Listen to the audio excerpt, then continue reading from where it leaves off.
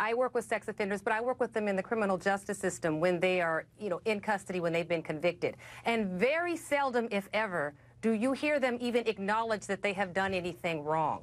They feel as though, somebody set them up, or what they did was helpful to their victim. They were just trying to love them or support them, and they come up with all this disgusting verbiage to justify their behavior. What I see with this man, however, is somebody who is taking ownership. It's too late for us to do something criminally with him. So now where do we go from here? Do we continue to just attack the man constantly, or do we allow him to continue to repair his life, repair himself, go through the process of getting help, Mark, and moving forward? I've prosecuted guys like this. I currently defend some.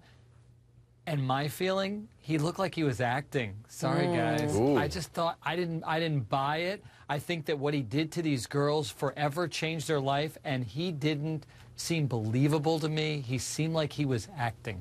Dr. Drew, what was your reaction to the tape? What did you make of his demeanor? My gut tells me, and I don't have no business making this kind of an assessment. This is, people say, well, how do you know what? I don't know in this. So it is strictly from far, far away. Spirit, maybe back, help me out to make sure I'm not saying anything completely out of school here. It felt like a genuine attempt. Is what it seems like the right material, the right direction. Right. But I'm not sure it went all the way in the way it needs to. Maybe it will one day. This is hard work, and people have to recover for years and years and years. Something happened to him, probably. We don't know, but that's often where a lot of this stuff comes from. Very likely. And bigger than that, one of the trainings that I do nationally, it's called Darkness to Light.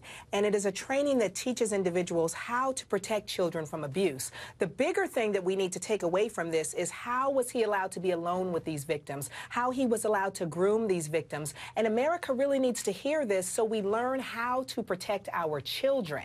That needs to be the bigger conversation. Whether we believe him or not, we can't go back 20 years. We were never there. But what can we learn from this in order to protect those children that are being molested tonight and that will be molested tomorrow? And Mark, last thoughts, but acting as if sometimes is okay as long as somebody has adequate structure around them and keeps acting as if. No question it's the step in the right direction, but it's possible that he can't realize the extent to which he caused harm, because how do you live with yourself when you realize how much you've devastated someone's life like that?